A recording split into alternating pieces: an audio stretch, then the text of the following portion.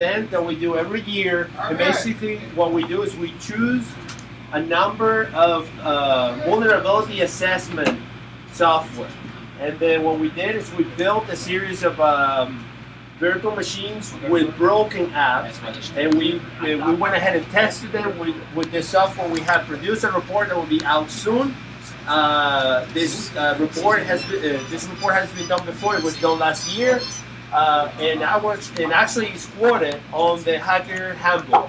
If you buy the book, the Hacker Handbook, there is a link actually to our first spun-off report. We will be releasing a second report very soon, and also we'll be announcing the CFP for the Hack Miami conference. For those who don't know or are new, the Hack Miami conference is in Miami Beach. And basically what we try to do is to bring a series of people from the community, either local or national.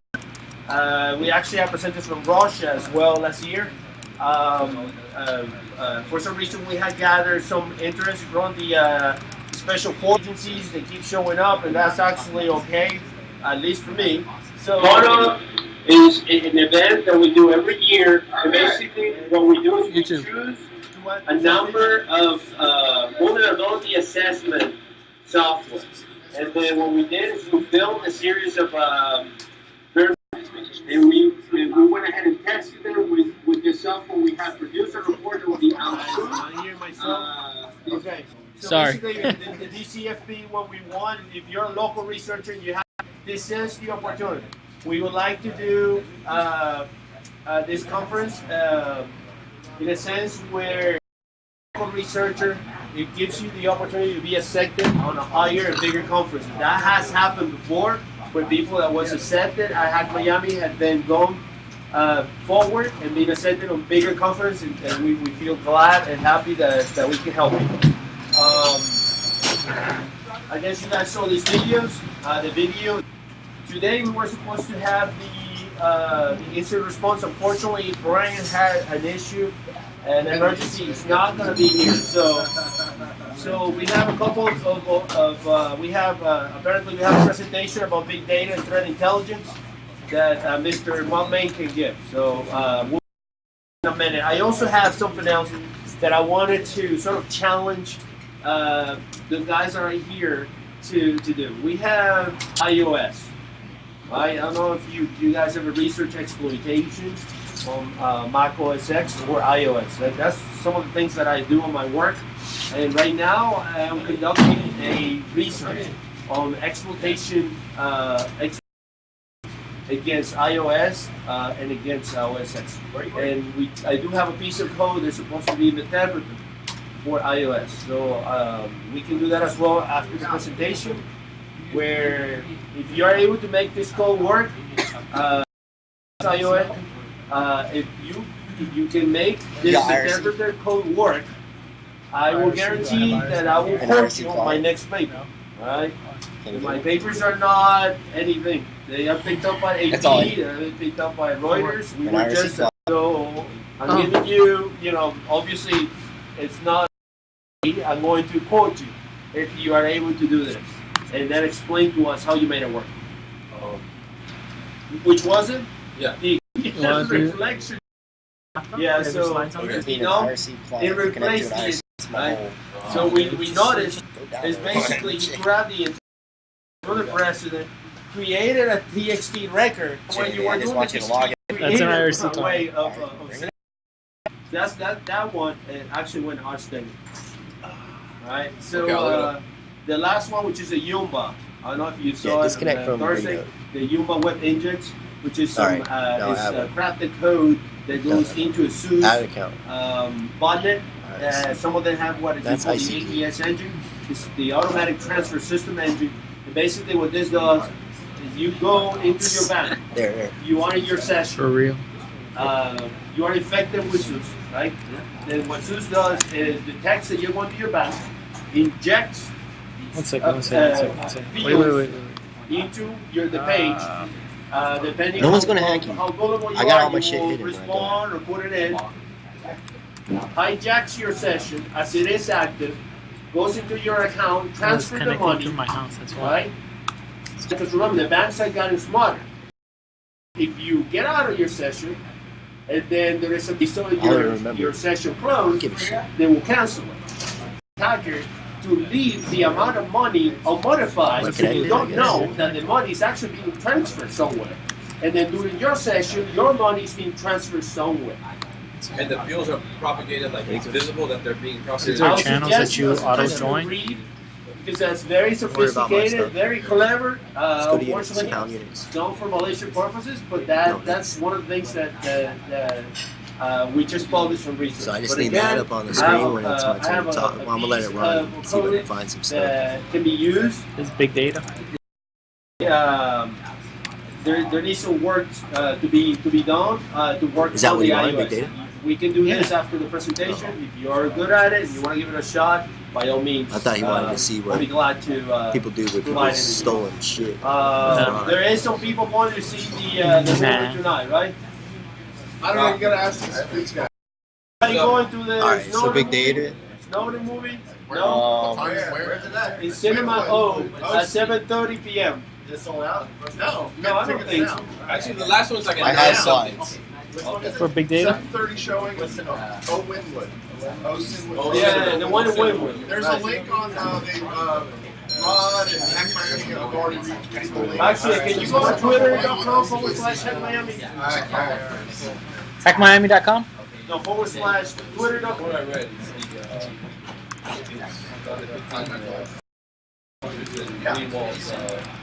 Interaction in Hong Kong. Yeah.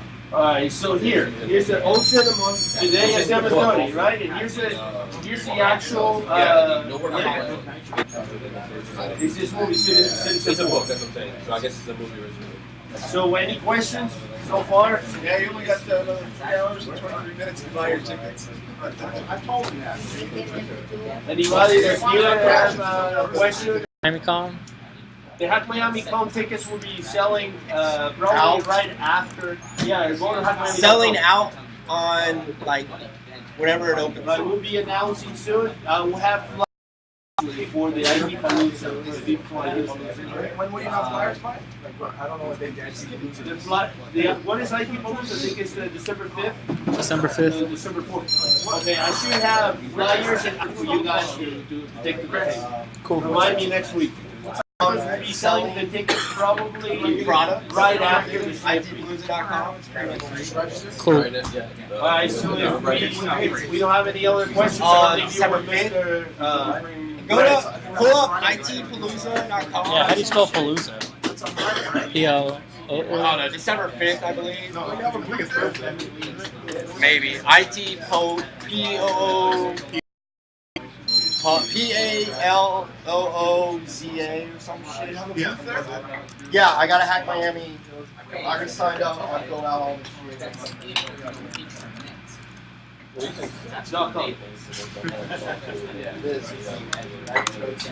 I mean, I when they come and hang out and browse. Right, this is Yeah, I need some flyers. flyers and I need paraphernalia to give the people.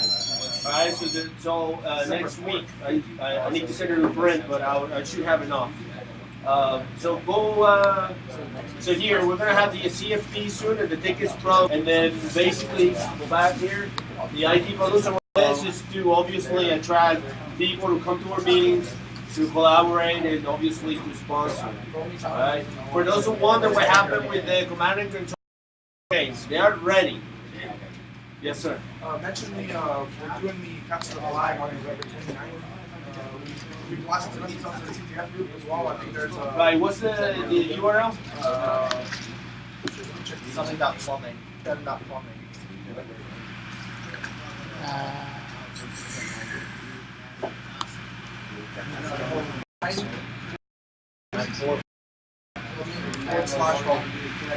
Let me see your phone. The new top one. I bought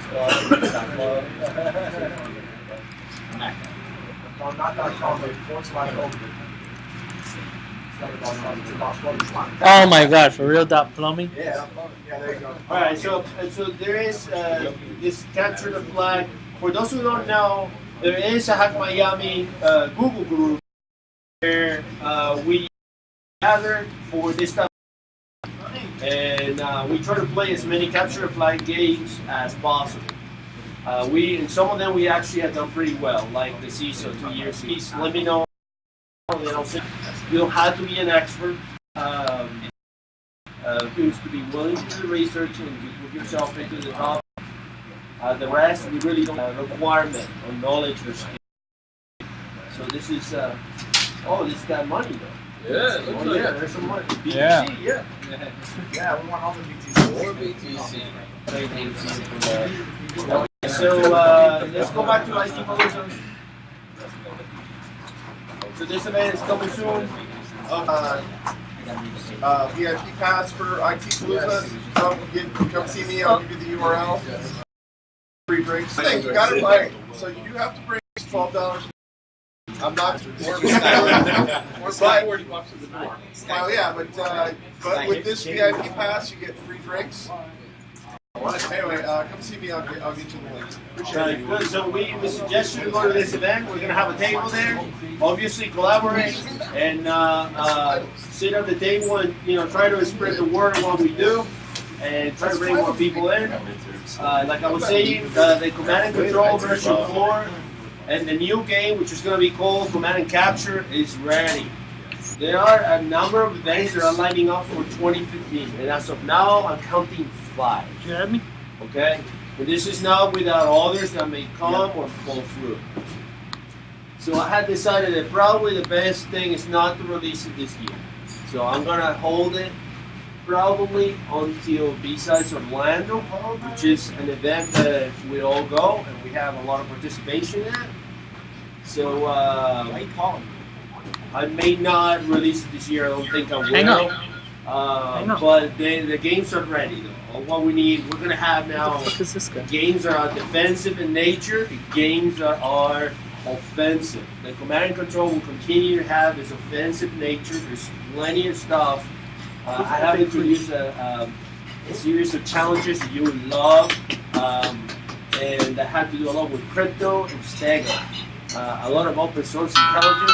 The theme for K&K is actually terrorism, and it's based on a true story. So you're gonna find it very interesting as you go and look at what happened. Obviously, this stuff is public, so they'll come ask you or tell you somebody that shouldn't. But this you will find you find it. Bad guys use the internet as well to communicate among themselves. The defensive game basically would be what you would do if they give you the compromised machines from K&K. They'll tell you, find out how they did it, what exploits they use, what kind of commands did they type when they got into this machine, what type of encryption did they use, crack this password, or what is hidden in this picture, what is hidden in this email, what communication was produced from this board to this other machine. That's the type of challenges that we're going to have. What I had done is extend it more to the defensive part, and then we'll continue having the offensive part of the Command and Control. And it's going to be released, obviously. I'm expecting it to be either B-Sides Orlando or B-Sides or Hack Miami Conference. There are some talks about doing a conference in New York as well, the latter part of the year. We're just in the initial stages of it, but we should tell you more soon. Is Alex there? You got the volume all the way down there. 1 second.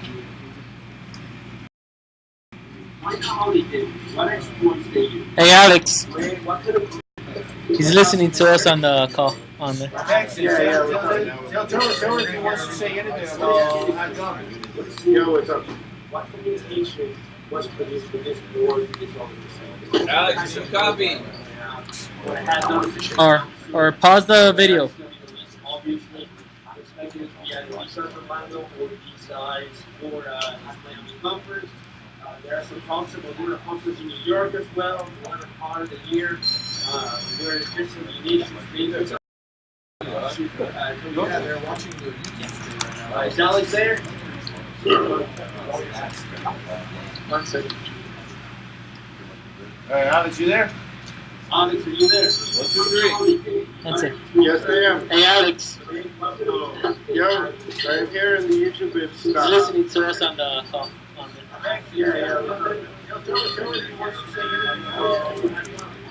Okay,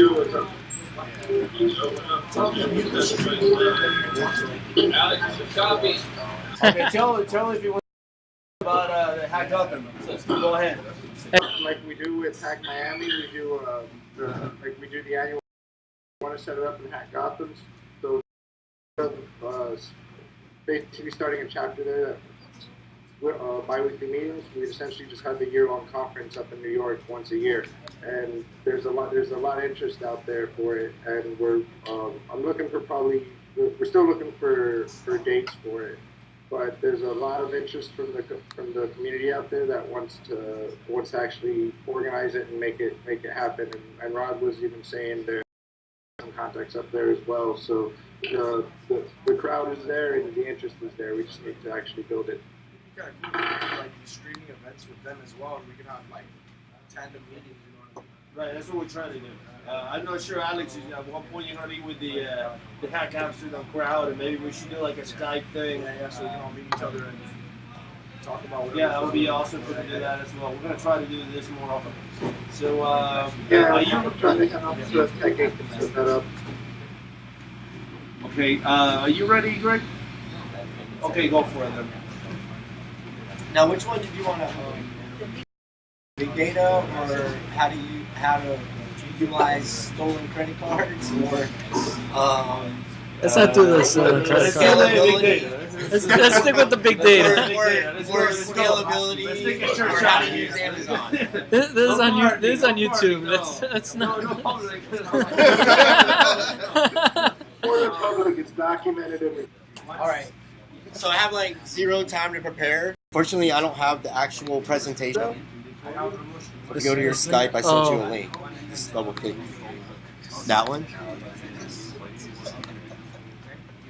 There you go. And then just hit this maximize. I always click allow when any of these pop up. ActiveX. It wasn't ActiveX. All right. Now there's a couple videos online and stuff. And basically this is big data at Riot Games, which is the company that runs a big game called League of Legends. I don't know if you ever heard of it. Talk louder. We all heard it. So you get the odds all the time. So go ahead and the next slide. We kind of go through these slides. Going.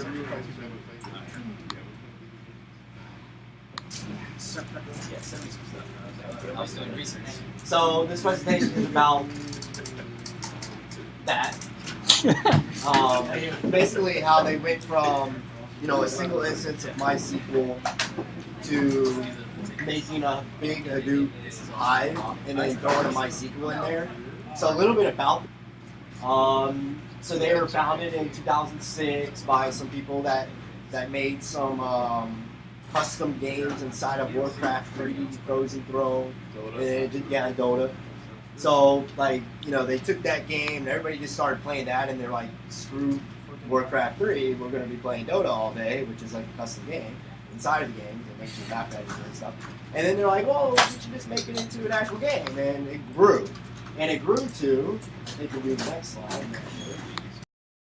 2012 numbers, I think. So we're in 2014, so they went even way higher. So out of 32.5 million registered accounts, 11.5. So that's about what, a third of all their users that signed up. So it gives you kind of like an estimate on like your website. Who the hell keeps calling? Hack mine. Oh, that guy. And these are how many play daily out of those monthly logins. So they got a lot of addicted people. This is now, these numbers are actually 3 million concurrent a day. And this is at 72 million in 2014. So in less than like a year, when this was made, it doubled.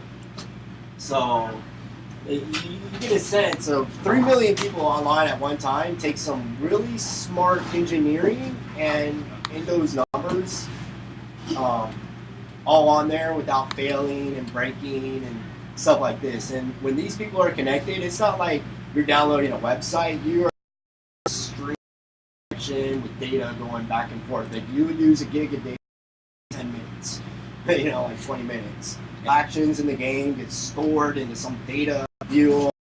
Check their game out that they played 30 games ago, or 30 days ago, or a year ago, and extract all these stats and everything. So What's it do? we'll get to it. All right. It's up in here. I'm just wondering what it is. I don't know what it is. So some history. I think I went through some of this. Keep going. It's like you can do a simple question inside of all this data, and since there's so much, it actually might be a complex question because you're just trying to figure out like how many people have the hair color of red. Okay, but when you're looking through 800 million something records, well, you have to kind of like narrow that down. So anyway, keep going. So they originally started in just in North America, and I think they're saying this in the slides because since then they opened up like in Europe, Latin America, China, all these different locations because people weren't complaining when they were playing on the other side of the world because the game's super famous and everybody's playing for all the world. Their connection time sucked. So they had originally servers in LA, and to solve the North American latency issue, because they didn't have East or West or anything, they just had NA, right? So it was West, NA, okay? West screwed, Mexico, like, yeah, I don't know. 2 truckfuls of servers just to make that money in Chicago. Now they got a Latin America and a South America servers, and those servers are actually here in Miami. Wow. So if you technically want to go play and you want a good ping, go play. But you'll be in Miami, you'll have the quickest ping. It doesn't matter where you'll be. Is it a Terramark? I can't tell you where it is, but it's in Miami. We're respawning directly all production to MySQL slaves. So basically, they have replicas of this SQL server. So basically, they have like 100 servers. They have one that just does their writes, and all the other ones are like read only, which was cool, which is good. But when you try to move to other things, other locations, and they try to come in, you're going to need those quicker writes, not the reads, because reads is like static. So in a database, there's only 4 things you can do. There's select, which is your reading. There's insert, which means I'm creating a new record in there. So if you think of it as like Excel, I got a new row. And then there's update. I want to change something in that row, like change value. And then there's delete. Delete that row. Now, delete is rarely ever used because they like to store all the data and keep it, and no matter what. If you delete your account, your shit's still in there, okay? Even though you deleted your account, because they don't like them gaps because there's keys. So keys are like numbers, okay? So they're pretty much 1, 2, 3, 4, 5, 6, 7. And lookups really. So instead of it saying, okay, I want to go look in this Excel spreadsheet for the word Greg, it would already know that, okay, in this row that it's looking for, Greg is on number 4. So it's always going to be number 4, so I can remember that. So I don't have to do a search or anything, so it's going to go find that key, number 4, and it'll get all the rest of the data. So his name's Greg, and here's his last name, here's his email, here's his password, and all this shit. Okay, and he's number 4. So that row, instead of it looking straight down 1, 2, 3, 4, 5, 6, 7, now there's gaps because I deleted a row. So now there's 1, 2, 5. So now I kind of screwed it up. So the keys are kind of worthless. So you always want to keep a foreign key, without having to find a field to match to another field with this one. Because now, if I would do the word Greg, for example, now all worksheet, what is it like 8 character that you store? So that's 4 times 8, because GREG and there's 8 bytes instead of a number, which is just one little thing. So it's good to use the integers. So anyway, keep going. So they weren't on a dedicated originally, they were a startup company. That's what I mean. Like the company I'm working with right now, I'm doing a poker company. I just bought one server, and that's a good server. It has like 32 gigs of RAM, but we're on this one. They all share their own thing, right? But they're all using the one box, you know.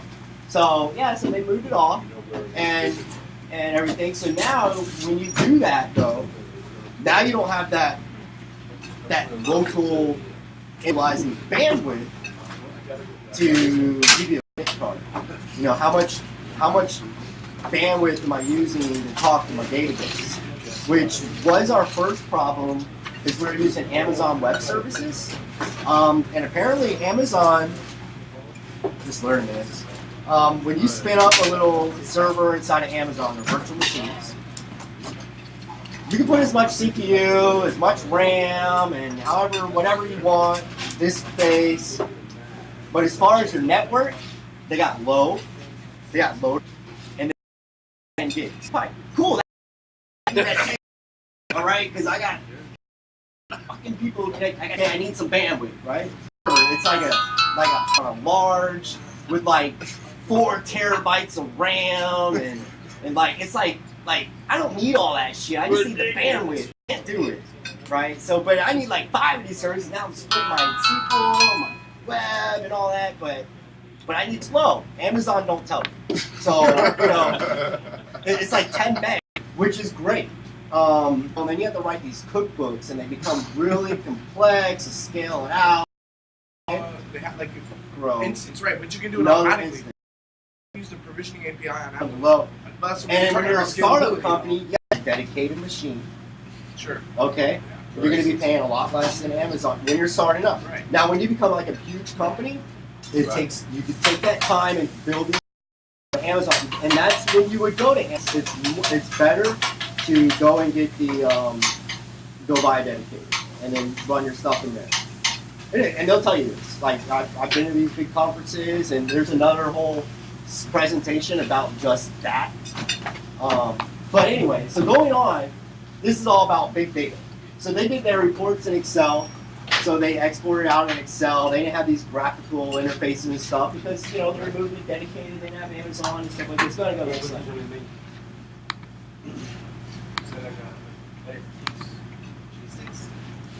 So they were more focusing on what do their users want. Okay, so their users they want to be able to play. They want to play a game, right? So that requires availability. Okay, when they connect, they want to be able to. Had a little checkbox here. I think it was in my other slide that I had. It's availability, and they wanted features, and they wanted no lag, and they also wanted statistics on what happened during that game at the end of it, so they can see who's better. So those are the 4 things. They don't care about us like scaling or whatever. They just want those things. So we gotta compromise that. We gotta do it fast. So they created parallel installations, which is like using a load balancer and then just spinning up replicas of the same machine and balance them in, and they're all replicate of the same machine, which became bad because then you got to figure out, then you got to figure out about sessions. When somebody connects to a server, and then this other dude that connected, and he's going to be on this server over here, but they need to communicate, and they can't really because now those machines are going to communicate, and now you're sucking up more bandwidth again. And remember, I only have loaded boxes, so you know you can fall down into that problem again. Keep going. Just go through these slides. Someone find some good ones. That's deserving of fear. Like how their growth, the crazy growth of them starting off. Keep going. Cheers, man. Filling it up, wow. I'm out. So they needed a change from their MySQL. MySQL wasn't doing it anymore. The database brood is so big, like MySQL just starts failing at some certain point. Where there's like so many rows of data. It just like if you put something in Excel, I think you only have like X amount of rows or something, and then good luck turning it on, it'll just like say crash, not respond to you or whatever. Same thing. they kind of needed to go into like a different thing. And I'm not just saying it's about MySQL, it's anything. Oracle, they all do it. At some point, they can only store so much when it tries to find a transaction in there. So how do you break up that data? Well, first you make good tables. Your tables and your data, so you're not scaling out to the right of stuff. You're making more columns instead of rows, which is cool. And things like that. Keep going. All right, so let's go with the solution. So, and then also cost effective. So like, cool, we go with MS SQL, which could support a little bit more rows, but then I have to pay like $500,000 licensing fee, and I gotta run all my shit on Microsoft, which is gonna break. That's just a whole other. You don't even want to open that up. So that's not gonna work. Oracle costs like even more than Microsoft. So, but you could run it on Red Hat, which is free. You know, that's free. But it's all right. But then we'd have to change all the code and stuff like that. So we wanted to stay with MySQL, and so we're like, all right, well, what can we put in the middle? And so we went looking around the internet. You know, so we searched and we looked at all these different solutions out there, and then we found some companies like that were doing like medical data and stuff. We're like, well, who has the most data? Well, medical people do, and like that's pretty much it. So like, what do they use? So like, let's do that. So we had some engineers go look at their stuff, and we need to do it fast because our players are down. They can't connect. We're limiting how many people can log in at X amount of time and stuff like that. So keep going. So we found a couple solutions, and it wasn't elegant at first, and then we actually changed it like I think 4 different times before we found one that we actually liked, which is cool because nobody really done it before. Nobody utilized these software, these open source. We're looking for free shit, and nobody utilized them at the scale that we would be using. Even the medical people, like we're doing a lot more than the medical people. So we needed to do, you know, we got platform, we got our auditing, and then we got the game. So there's a few things that we had to store. We had to store audits, make sure people were cheating, you know, and the history player, the record and stuff. So it's kind of like an archival kind of deal. So they can look up their stats or other players' stats or what they've heard like that. And then of course the platform, which is actually just like people logging in data and stuff like that, and then the actual game itself while you're playing. So there's something about, all right, so 3 million concurrent people divided by 10, which is like 300, something like that, games going on at any given moment. So there's 300,000 games, and each game there's 10 people. So you got to think like that's a lot of shit going on. It was like 500,000, 500,000, 10, whatever. So it wasn't too bad. So we went with like Pentaho, a custom little thing that we wrote, and Sploot. Cool, but it allowed us to do stuff. So it allowed us to write like a high data warehouse, and we allow our analyst people to like just go in there and look at the stuff and buy time, because analyst people, the audit, you're looking at shit that's already there. You're not making changes to the stuff. You're looking, so it's readable. So you're doing that select statement that I was talking about. So you don't need to change up this. So that's cool for hives, because those are just basically flat files.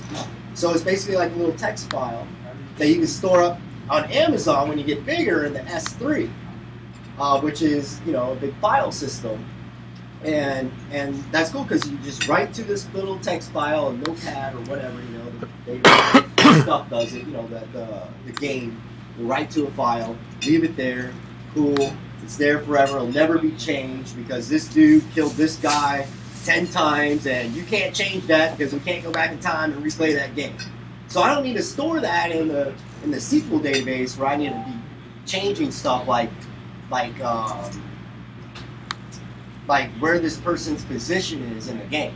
He's at XYZ coordinates, right? Because like in the game, he's moving all the time. So I need to go update that so it can be pushed out to the other players in the game so they know where he is on the screen and stuff. So that's like real time. It's always changing and stuff like that. So that's stuff that needs to be stored here in the MySQL. But I don't need to know his name. His name is always going to be Fred or Bob or whatever, right? So that's not going to be changed. So let me store that in a flat file and not in the database, and then that's where you get this big hive. So the analysts, people, they can go in there and they can just pull stuff out of the hive. They're not making these calls to here. So now there's no more bandwidth coming out of here. So I don't have to worry about it being sucked up with all the bandwidth and the transaction stuff and things like that. And then I don't even know what the tabloid thing is. I think that's like a little gooey looking thing. Keep going. So they could statistically look at it, analyze what's going on.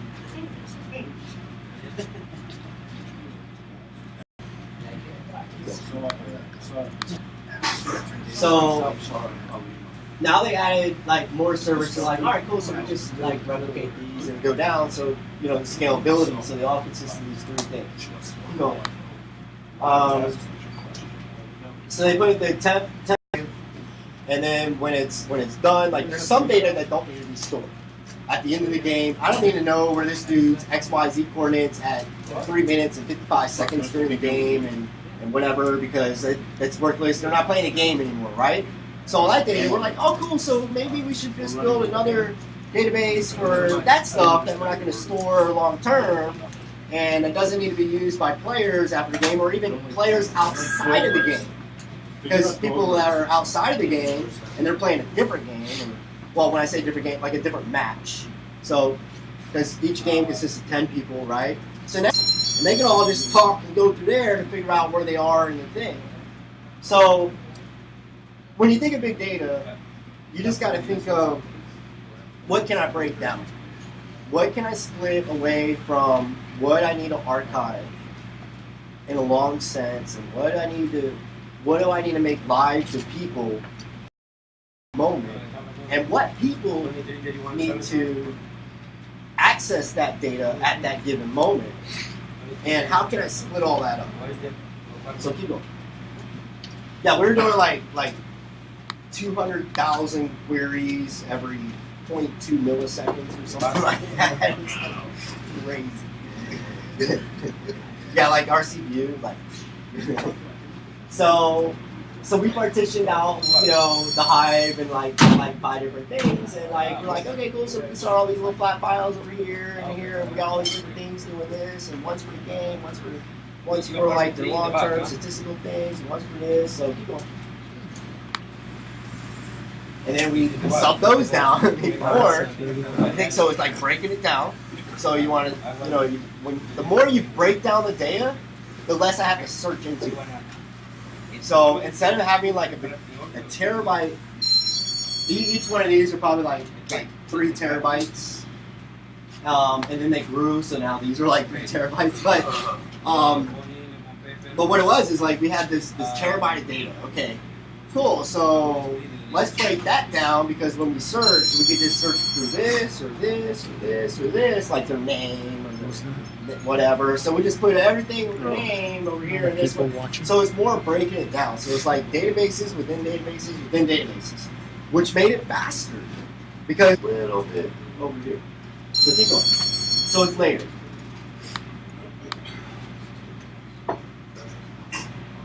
Optimize this input output. Cool. Guess we had SSDs. I wish. But we can't. Like, really, have you seen an SSD that's like 50 terabytes? Keep going. Oh, wait, go back. There's actually a good little thing. So, dude. So maps are like those keys that I was kind of talking about. And it has like better compression and stuff. So eventually we moved to Hadoop. I guess there was like a slide in here where it showed like we moved off of the Scoop or whatever the hell it was. The Hadoop. So when they're saying the compression was better, it was faster for the transact because the CPU. Well, what it had, like, all right, so MySQL, there's database, right? So there's files that, so the database. Okay, you think of database, cool. Well, there's a file on your hard drive somewhere that makes the database, right? They're like called like .mqd or something, MDQ, I think it is, something like that. It's for MySQL. Well, the way they put stuff in there, it's not like word for word. They use like a character, and that represents this shit and this over here. You know, just like if you'd open up like a picture file, it has all this weird shit in it, right? So Hadoop, when you open it up, it has all the weird shit in it, but their weird shit is actually a better creative than other databases. Does that make sense? Yeah. I can try to dumb it down, but in theory, that's basically what it is. Keep going. So the block sizes, so like I can store like, when I uncompress that file, it'll actually make like a 10 gig file out of like a I think it's like a 400 meg. Okay, so I have a 10 gig database, 400 megs of a text file. So from them, every night they'll grab some stuff and they'll throw some stuff down into read-only MySQL engines. So when somebody goes and selects stuff, they'll grab it from the MySQL because it's faster to pull things from there than to look through all this data. Again, it's just about breaking stuff down. So keep going.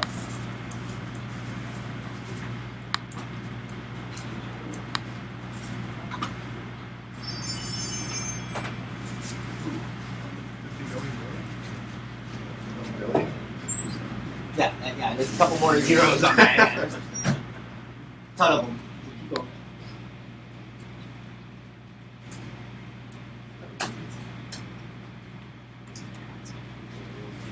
So now is when they're looking at like trying to query the data and looking at it and stuff, which really anything in your Hive, you kind of want to just be in your Hive and not query it. You want it more for storage. So you want stuff there, and you don't want to read from it a lot. And then that's why we moved to putting the stuff that needs to be read from to the MySQL. But temporarily, we'll store it in the Hive, and then when the game's over or whatever, then we'll push it into MySQL. Because people aren't going to look for the game statistics.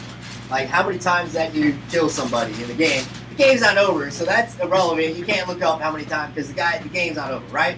Store that in the game. When the game's over, cool. Put it in MySQL. Now you go look at it up and it'll be in MySQL. So we put it from the short-term to long-term storage. And then it's also kind of a flip side too, because you want some of your long-term storage to go into your Hive also, because, but it's not going to be accessed that much. So to think about it, like how many times this player logged in, you know? But that's like long-term. That's for like our analyst people to look at, like if he has a bug, something to submit, or a ticket, or investigate, or something. So that's not going to be accessed by players, you know? So you can store that in the Hive. Cool. So it's all about selecting what you need, where it should be, how many times it's going to be accessed, just keep going. And so keep going.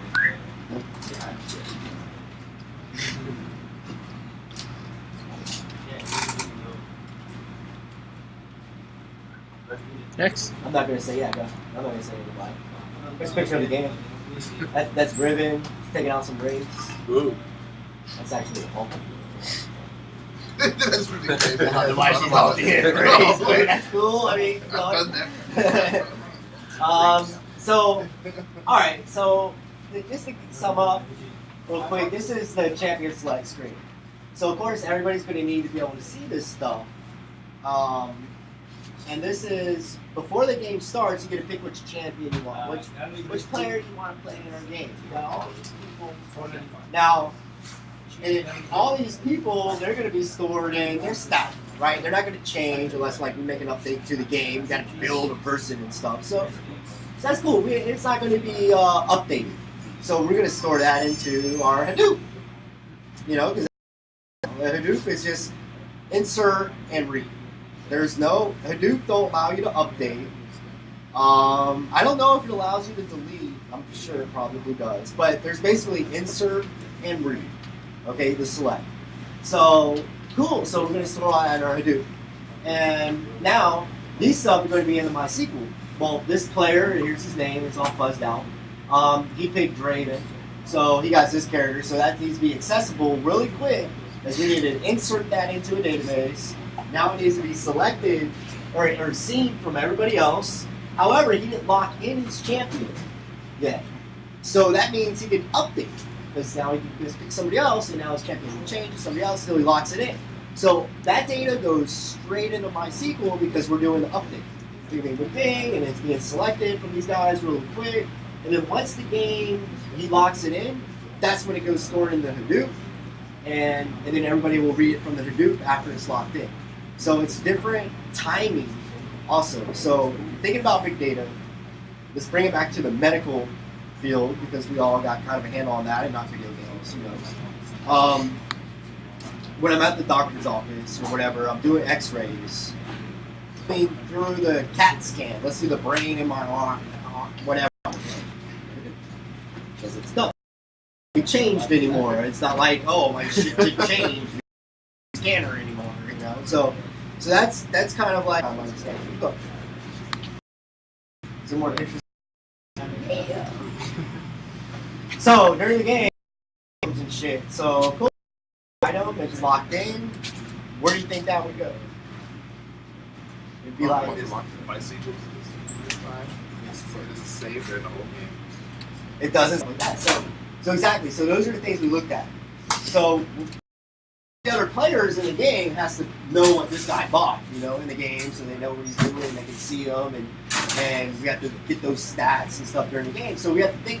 So we thought about all those things. So we kind of split all these things, you know, flat files and a long-term storage. Keep going. So story gets shed. What?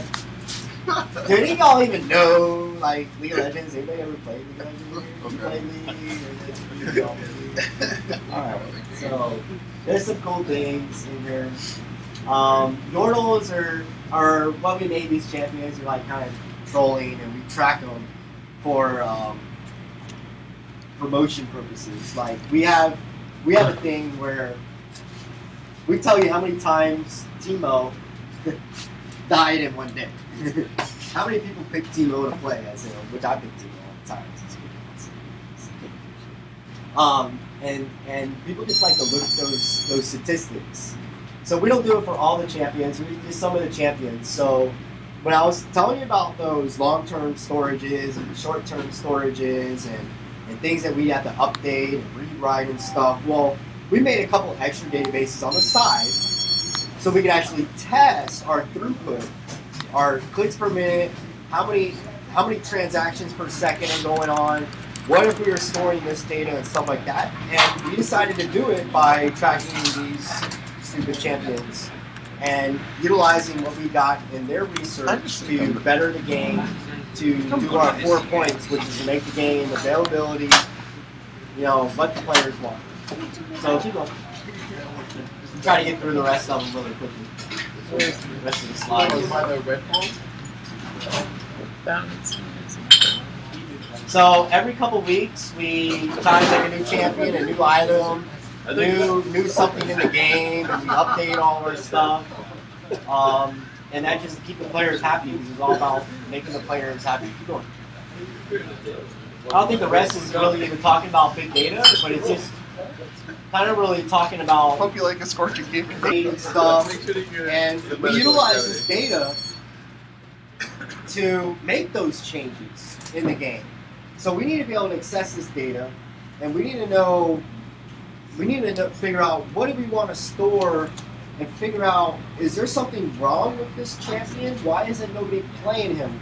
Or why is this champion always being banned and nobody is allowed to play him because the other teams never want him to be played? Is he not a fair champion? Is he not a fair player to pick versus other champions? Like we want it all balanced. So we want this guy we want everybody to be played equally between all of our players, right? So there's always this champion that's like overpowering and he wants to kill everybody and he's like just the best to play and everything. So we want to track that. So another database. All right, cool. So we need to figure out statistics, and those were some of the things that we needed to store. So, and those aren't that players aren't going to see that stuff. It's for us, so we don't need to make it really like live time, fast servers or anything, but we're storing it. And we archive it and look at it as we go. So it's just more data. More data, and how we use the data, and why we need the data, and we just want the data. So we get the data, we look at it, we analyze it, we build these little GUI tools, and pull shit up and make little graphs and stuff. And to do that, that's why we get we utilize these other things. With that, with the statistics that you guys use to adjust the different players, does someone actually like look at these large statistics and make sense of it, or do you guys have like another like software? Yeah, there's like 10 dudes. Oh, dang. Okay. That's all they do. Just look at these graphs and little. Same thing they do at the stock center, wherever they work. Oh, okay. They look at bandwidth charts all day or something, I'm sure. And they look for like spikes or increases and anomalies and shit like that. So we like to look at a straight line, and then we see like shit going like weird, okay? So that's all they do is figure stuff out and look at these charts and visualize it. Have they thought about like, I don't know if it's something that eventually they work on where like they would use like some kind of function or like to where it'd be able to just utilize that data on by recommendations. They do. We asked them. Okay. We asked them, like, which champion should we have our programmers start working on? Because nobody's playing it. Like, you mean you asked the guys that are analyzing? No, I mean, like, is there a way for the data, like, for something else to analyze that Well, developers have no idea what the hell this shit is. So the analyzers look at it and they write out reports.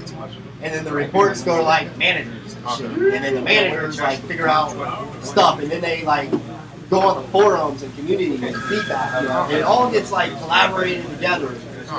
And then somebody tells the developers to do this, or project manager or whatever.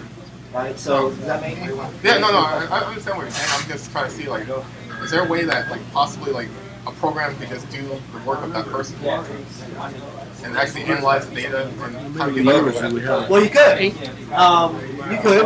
Oh, I had my laptop playing. That's We also look for what's on the forums. What Ziggle, and like you Google something inside of this Ziggle Jizzle, I think it was, and what it does, I support forums, and if it has like the players on team such and such, well, it'll rewrite that sentence to these kids in the ghetto made a game and they did this, right?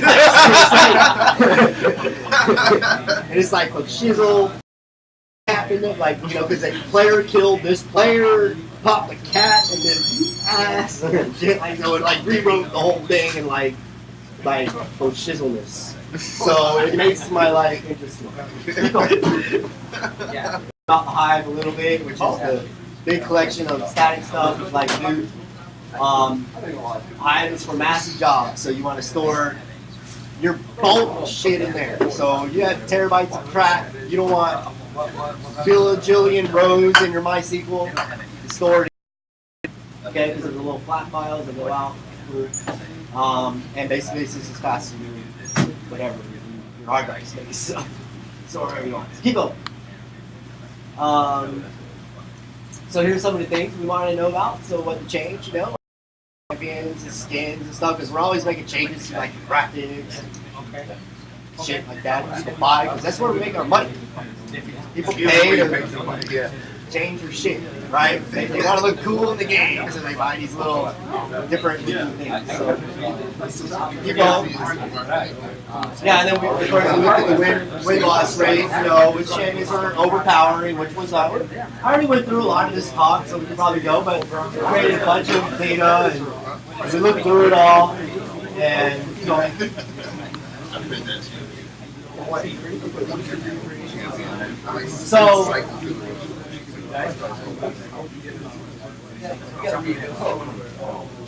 so when I told about those keys earlier, Hive's not good for that. A bunch of data, it doesn't really give a shit. It's 1, 2, 3, it's in numerical order. Doesn't care. SQL, loves that shit. However, SQL, massive shit, not good. So that's basically the comparison between like when you do it out of Hive and MySQL. So you need to look up shit quick. MySQL, if you don't really need the shit, and the stuff will be there, and there's a lot of it, put it in the Hive.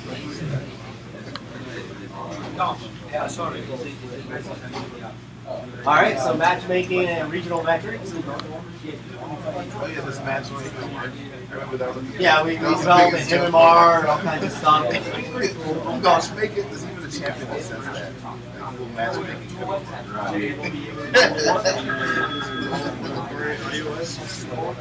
That's the hard part.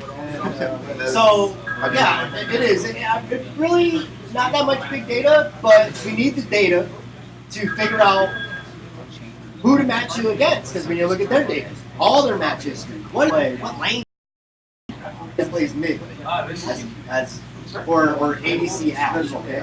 So, support Sonya, which wasn't allowed.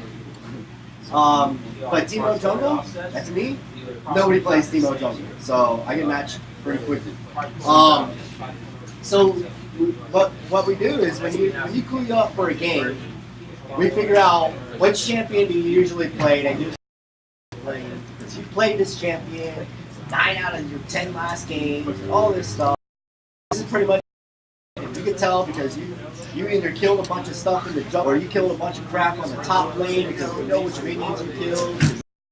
And stuff like this. So we use this stuff to figure out where you're at, and we try to put these people on your to build the team in the current meta. And then we have to figure out the current meta. More data. Figure out, okay, well, where's everybody playing? Usually a team has like this 2 people or killing all these bottom shit, or one dude usually over here, or one person killing the middle shit, or one person killing the top shit. Cool, that makes a 5 people on the team. So we had to store all that data. More data. Data is useful. So we decided to store it. And we use that data now for matchmaking. So we match. And then we got to find your opposing team. So now we got to go find 5 other random idiots to play. So it's all about the data, how we can use the data. We're storing the damn data. What can we build to the players so we can utilize that data that we're storing? So we come up with things every other day. Oh, we got all this data. Like, can we players depending on how many. So yeah, Macedonia, if I was in Florida, I match other people up that were kind of in the East Coast, so they all had the same play style. So there won't be somebody that has a real advantage in the game. They had a server, and we made APIs to it and figured it out, and then we still always do it and look for it every time. Your statistics, you're like looking at statistics from 24 hours ago. So much like I believe New Relic does that. They have like about a 5-minute delay, 30-minute delay on New Relic when I don't know if you know what New Relic is, but basically you install stuff on your server, and somebody comes to your website, grabs all the logs and shit that this dude like issued because he looked at your website, and it sends that off to newrelic.com, and New Relic has a nice cool little graph and little stuff, but it has a 5-minute delay. You can't look at it just on the website. So they have a delay, like, oh cool. It doesn't really affect 24 hours is cool, so we archive that stuff off, so they don't need a database, which made our database quicker, slowed it down, and 100% CPU a day, because we got 5 billion queries a second, and like, holy cow, and 4.9 billion of those queries were from our analytic people. So, those were read-only database. So you gotta look at that. Who's querying? Is it somebody in your job? You got New Relics installed. New Relics queries your stuff. So you installed some statistical program. Maybe that's causing some load, and you probably don't want to do that. So there you go. So we did Twittering, followers. Oh, okay. I don't know that. I guess they just needed file structure and hard drive and stuff like that. Figure out, make it faster, more accessible.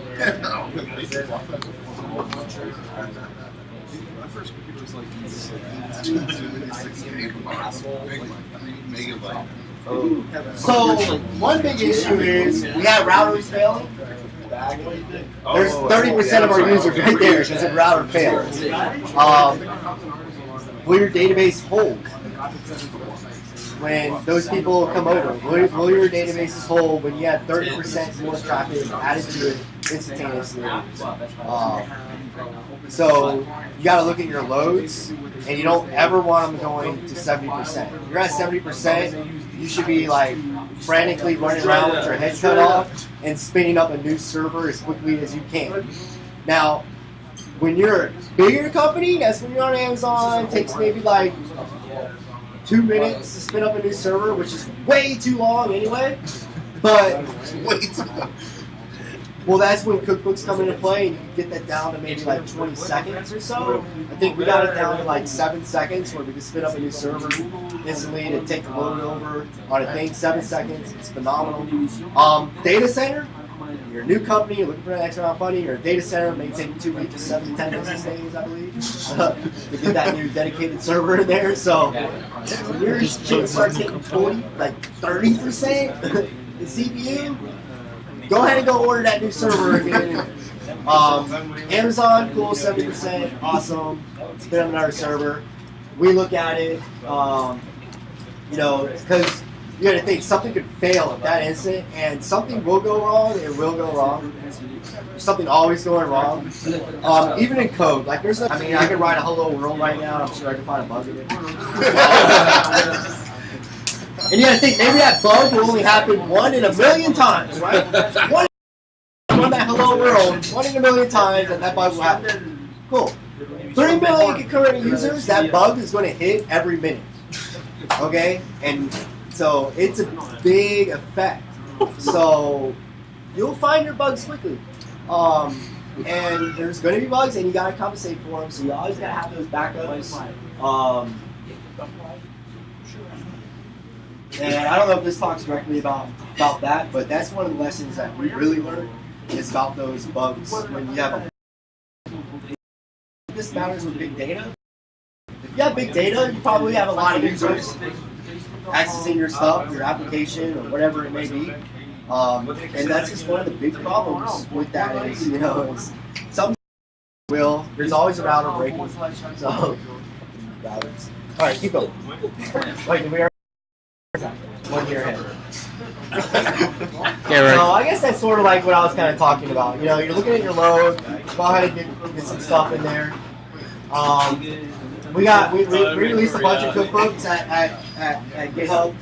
They're all outdated. Feel free to use them. Or you only like looking 1 year ahead versus like because that's only the statistics that we have. And not to mention the 1 year ahead, like our statistics like went up, so like it was like horrible.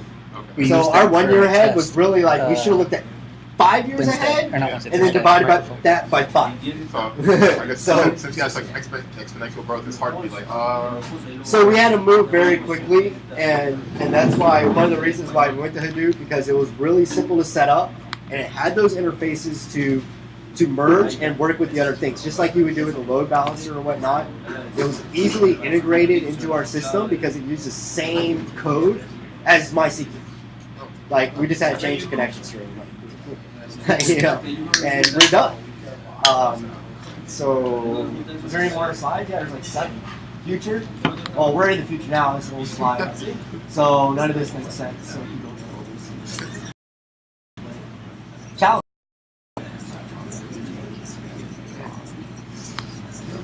Go back again. Go back. I need to read the bottom part.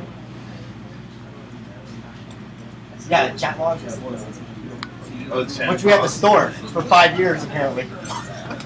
You can store a chat log for 5 years. According to the law, we have to store chat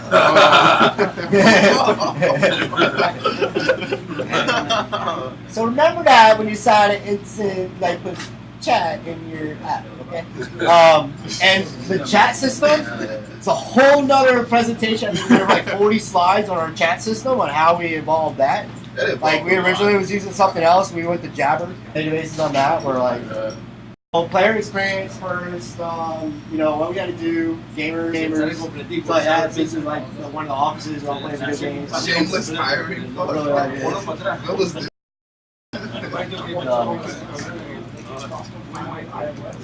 That's cute. That's before everyone. Looks better than Akamai, right? That's HTML that says that. That's what probably everyone wanted to work for. That's when Yeah, I've been working for them for about 4 years now. I basically there. I do remote login and shit. Which now we have the biggest TeamSpeak server in the world. Officially. Which is awesome. So what do you think? 15,000 concurrent people. TeamSpeak does not scale, and there ain't shit we can do about it because it's closed source. So, does not scale. The article that I found first was installing whichever. Any questions, any ideas on the data? If you ever work for a company that needs to store stuff, it's all about segment sort storage and what kind of system, MySQL or Hadoop, like a flat file system or a relational site. Think about it. You think of your backups and stuff like that, and what happens is the database goes to the middle of the night, you're sleeping, birthday. All right, Rob. Okay, thank you. Thank